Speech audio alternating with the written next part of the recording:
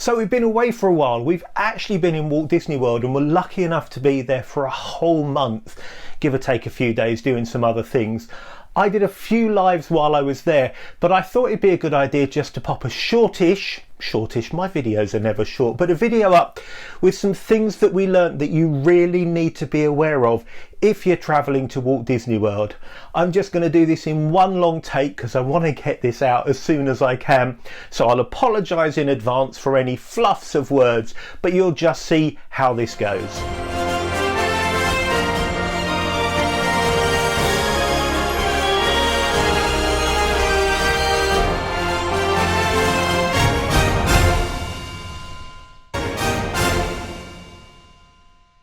So, number one, the first thing you need to realise and you need to be really clear about is the parks are busy. The reason for this is the whole world hasn't been able to go pretty much for 2 years and everybody seems to have crammed their holiday into this year.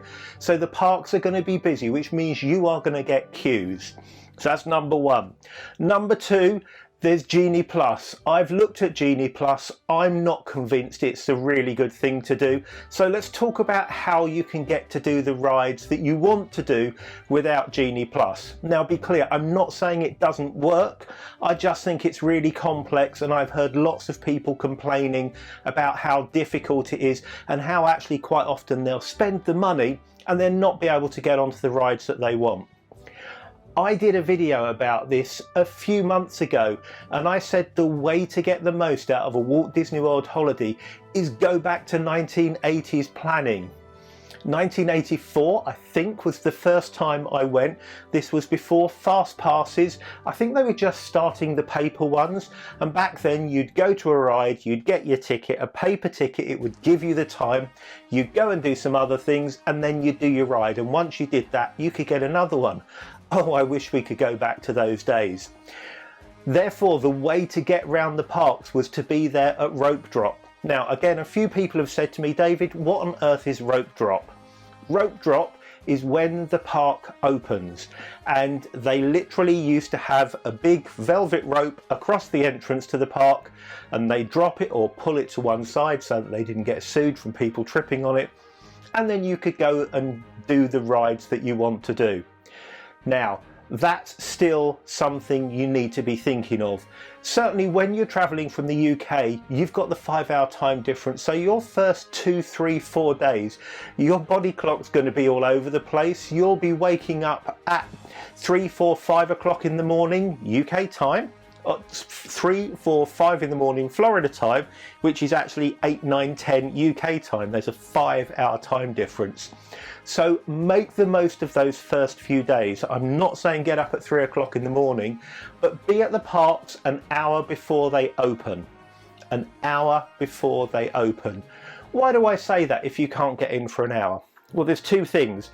Number one, everybody else is going to be doing the same thing. So if you get there when the parks open, you're going to be at the back of a long queue. Number two, people that stay at Walt Disney World resorts, and for early mornings this is any resort, which is why I always recommend you stay at a Walt Disney World resort. People that stay there get in 30 minutes earlier than anybody else. Now, if you are fortunate enough to be staying in a Walt Disney World resort, I'd still recommend getting there an hour before the park opens. You'll then be directed around the queues of everybody else and you'll be allowed in early. We did this to go and ride in Epcot, and we were going to do Frozen, I think, and we were let in and we were still at the back of a long queue, even though we were there half an hour before the half-an-hour early entry. So the park opened at 8, we were there at 7, we were let in at 8:30 and we were still at the back of a long queue. Now, you make your own mind up how early you want to go, but I would always suggest you do that. The first few days, get to the parks early, get the maps from your hotel or online, or drop me a note and I can sell you or send you some. Have a look and work out where you're going to go, because what's really important is when you get into that park, you go straight to where you want to go.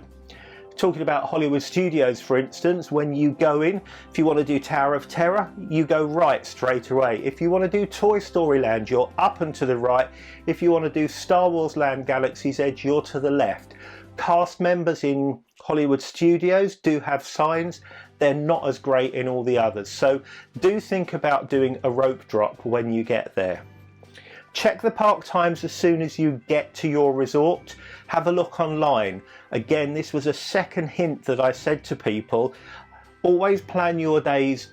I plan 3 months in advance, and then I double check 2 weeks in advance. When we were there last time, they updated all the park hours, which was great news because the parks were opened an hour earlier and stayed open an hour later. But it wasn't great if I hadn't have checked, because then I wouldn't have been there at rope drop. I'd have been there an hour after rope drop. Doesn't help me at all, so check your park times. For those of you using Disney Transport will go 1 hour before the official park opening time. So you can be at the bus stop another half an hour before that. So let's say the park opens at 8, you want to be there at 7. I'd recommend being at the bus stop at about 6:45, maybe even a little bit sooner, so that you can get onto the bus and the bus will take you there.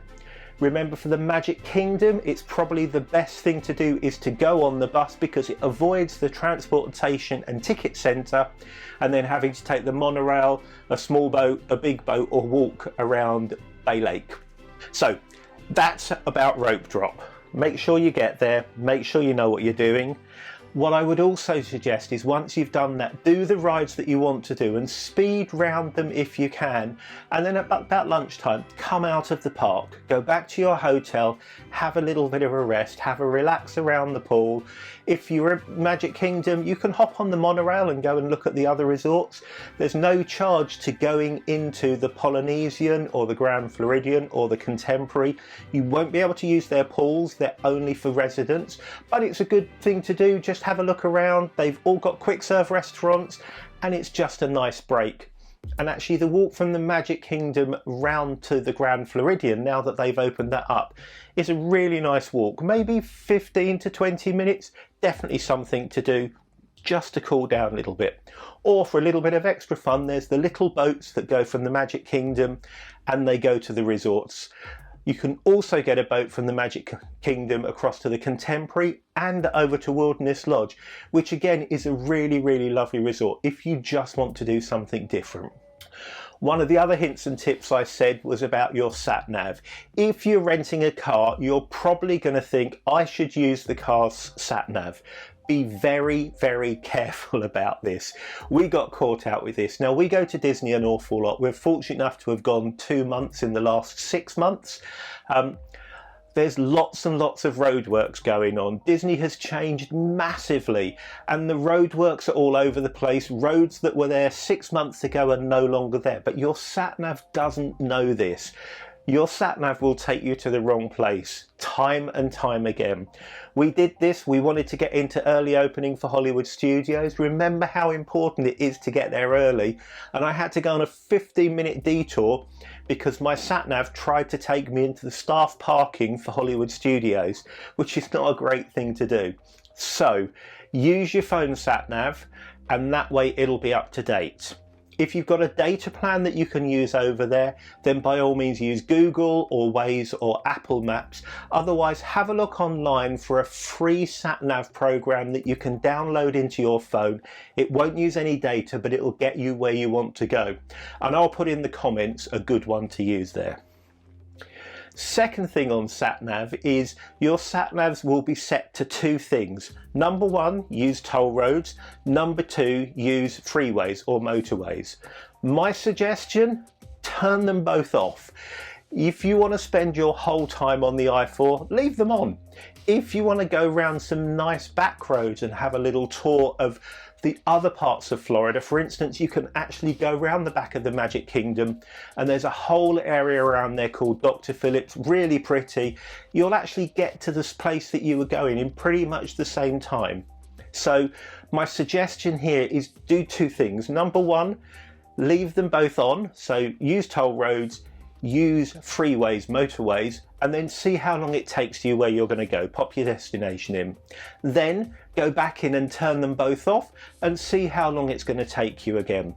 I did this and I had a journey of 40 minutes, and when I turned them both off it went to 45 minutes. I avoided the I4 and it's just a nicer ride around. So another hint, as well as using your phone sat nav, and make sure you've got a cable. Most cars these days have got USB ports, but use your USB cable, plug your phone in. You may well have CarPlay, but use your phone sat nav. Talking about phones, another thing to consider. When we got there, we were really confused. Our phones didn't connect up and we were there for an hour not able to text or call anybody.